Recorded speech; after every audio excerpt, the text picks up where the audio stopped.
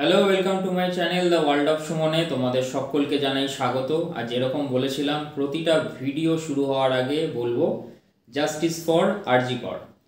তো এই যে এপিসোডগুলো হয়, লক্ষ্মীবারে যে এপিসোডগুলো আসে, সেগুলো সকলেই জানো ফিনান্সিয়াল ফ্রিডম বা ফিনান্সিয়াল প্ল্যানিং নিয়ে অনেকগুলো এপিসোড হয়ে গেছে। তো এটা একটা কন্টিনিউশন সিরিজ। যারা প্রথমবার এই ভিডিওগুলো দেখছো তাদেরকে রিকোয়েস্ট করবো যে দেখো, এর যে প্লে লিস্টটা আছে ফিনান্সিয়াল ফ্রিডমের, সেটা একদম ফার্স্ট এপিসোড 1 থেকে দেখতে শুরু করো।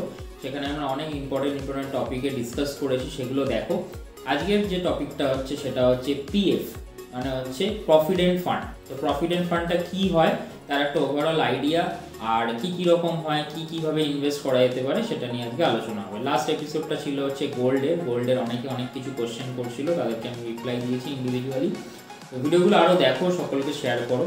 তো যাই হোক, একটা টপিকে ফিরি, সেটা হচ্ছে পিএফ, প্রভিডেন্ট ফান্ড। তো পিএফ নর্মালি দু রকমের হয়, একটা হচ্ছে ইপিএফ আর একটা হচ্ছে পিপিএফ। তো ইপিএফ বা পিপিএফটা কি? ইপিএফ হচ্ছে এমপ্লয়িজ প্রভিডেন্ট ফান্ড, মানে যারা যে কোনো প্রাইভেট লিমিটেড কোম্পানি হোক, গভর্নমেন্ট কোম্পানি হোক, যখন সেই কোম্পানিতে তারা কাজ করে, তো ইপিএফটা হচ্ছে ম্যান্ডেটারি একটা সিস্টেম, যেখানে অলরেডি এমনভাবে একটা স্কিম করা হয় সরকারের তরফ থেকে, যেখানে একটা সিস্টেমের মধ্যে আনা হয় যে আমার যা স্যালারি বা আপনার যা স্যালারি, সেই স্যালারির বেসিক যেটা হবে তার 12% আপনার অ্যামাউন্ট ডিডাক্ট করা হবে অ্যাজ এ ইপিএফ।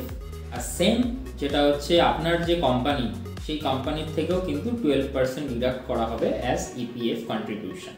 তো আপনার দেখবেন, যখন আপনার স্যালারি প্যাকেজ হয় বা যখন আপনাকে সিটিসি বলা হয়, তখন কিন্তু সেখানে দুটো কস্টই দেওয়া থাকে। মানে একটা হচ্ছে যে এমপ্লয়ার, মানে আপনার কোম্পানি আপনার পিছনে ইপিএফে কতটা জমা করবে এবং আপনি সেখানে কতটা জমা করছেন। কোম্পানি যেটা জমা করে সেটা কিন্তু আপনি কোনোদিন দেখতে পাবেন না, কারণ ওটা কোম্পানি ডিরেক্ট জমা করে দেয়। আপনার স্যালারি থেকে কতটা ডিডাক্ট হয় সেটা আপনি স্যালারি স্লিপে পেয়ে যাবেন। তো এটা ম্যান্ডেটারি ইন্ডিয়ায়। তো এটা যেরকম বাইকের ক্ষেত্রে থার্ড পার্টি লাইসেন্সটা যেরকম ম্যান্ডেটারি, তো আপনি যদি কোনো মানে জিএসটি রয়েছে বা প্রাইভেট লিমিটেড এরকম গভর্নমেন্ট হলে তো অবশ্যই সেখানে কিন্তু ইপিএফটা ম্যান্ডেটারি।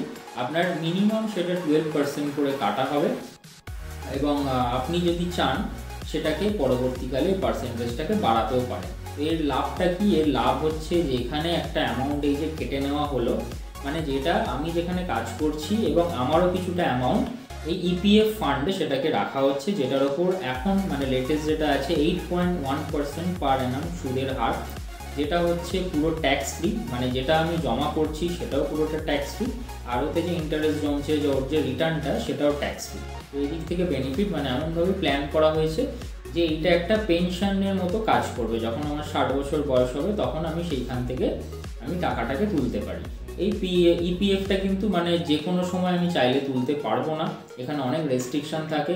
কোনো আমাকে ভ্যালিড একটা রিজন দেখাতে হবে যে আমার কোনো শরীর খারাপ বা ম্যারেজ বা গুরুত্বপূর্ণ কিছু কারণেই কিন্তু আমরা সামান্য কিছুটা অংশ তুলতে পারি, পুরোটা তোলা যায় না।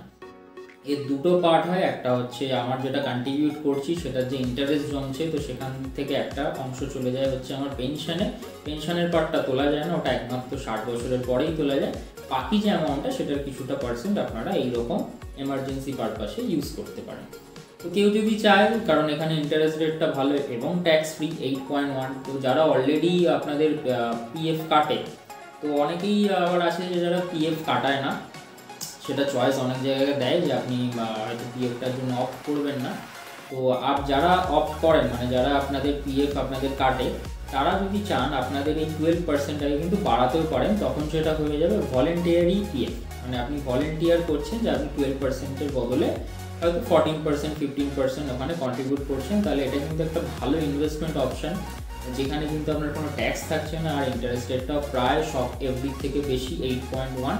তো এখানে আপনি অনায়াসে আপনার টাকাটাকে, মানে আপনার স্যালারিরই কিছুটা পার্ট অল্প অল্প করে ওখানে জমা হচ্ছে, যেটা কিন্তু পরে একটা অ্যাকুমুলেটেড অনেকটা ভ্যালু হয়ে যাবে, সেটা আপনি ওইখান থেকে ইউজ করতে পারবেন। এর একটা কি হয়, ইউআইএন নাম্বার হয়, যেটা সকলেই জানেন, যেটা কিন্তু ইউনিক নাম্বার হয়। মানে এটা ফার্স্ট আপনি যে কোম্পানিতে ঢুকবেন, সেই কোম্পানির যে নাম্বারটা থাকবে সেটাই কিন্তু আপনার লাইফ লং চলবে। আপনি যদি সারা জীবনে 10টা কোম্পানি চেঞ্জ করেন, 10 বার কিন্তু আপনার পিএফ অ্যাকাউন্ট হবে না, একটা ইউআইএন নাম্বার হবে, সেই ইউআইএন নাম্বারটার মধ্যেই কিন্তু আপনার ওই টাকাটা জমা হতে থাকবে। মানে কোম্পানি চেঞ্জ হবে, নাম্বারটা কিন্তু চেঞ্জ হবে না।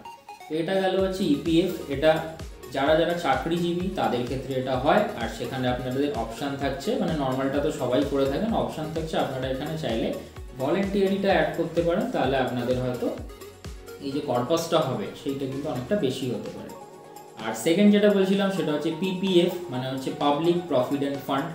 তো আর এটাকে হচ্ছে ইপিএফটাকে মেনটেন করে হচ্ছে ইপিএফও বলে একটা যে বোর্ড আছে গভর্নমেন্টের, তারা মেনটেন করে। আর যেটা বলছিলাম যে পিপিএফ মানে হচ্ছে পাবলিক প্রভিডেন্ট ফান্ড, এটাও অনেকটা এরকমই সিস্টেম। এখানে কিছু কিছু রেস্ট্রিকশন আছে, সেটা হচ্ছে যে এখানে 15 বছরের মিনিমাম লকিং থাকে, মানে আপনি হয়তো কোনো একটা অ্যামাউন্ট, সাপোজ 1 লাখ অ্যামাউন্ট আপনি আজকের ডেটে ফিক্স করলেন, আজকে হচ্ছে 2024, তো এটা আগামী 15 বছরের জন্য কিন্তু এটা লকিং থাকবে, আপনি 15 বছর এটায় কোনো হাত দিতে পারবেন না। এখানে সুদের পার্সেন্টও মোটামুটি এরকম 7+, ওটা বিভিন্ন সময় চেঞ্জ হয়, আপনারা যখন করবেন সেই রেটটা দেখে নেবেন। এটা যে কোনো ইন্ডিভিজুয়াল করতে পারে, মানে আমি হয়তো চাকুরিজীবী, আমার ইপিএফও অ্যাকাউন্ট থাকতে পারে, আমি চাইলে পিপিএফ অ্যাকাউন্টেও কিন্তু জমা করতে পারি। বাট যারা শুধু ইন্ডিভিজুয়াল, যারা কোনো চাকরি করেন না, তাদের ক্ষেত্রে কিন্তু অপশান একটাই, তারা শুধু পিপিএফই জমা করতে পারে।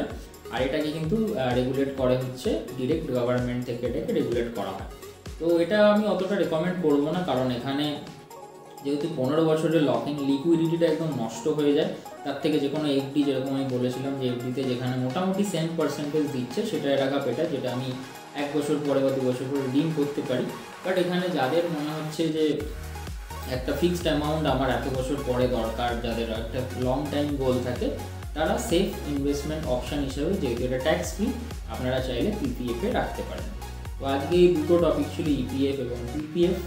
মোটামুটি আমাদের যে সেফ যে অপশানগুলো হয়, সেফেস্ট ইনভেস্টমেন্ট অপশান, সেগুলো মোটামুটি আজকের এপিসোডে এন্ড করলাম।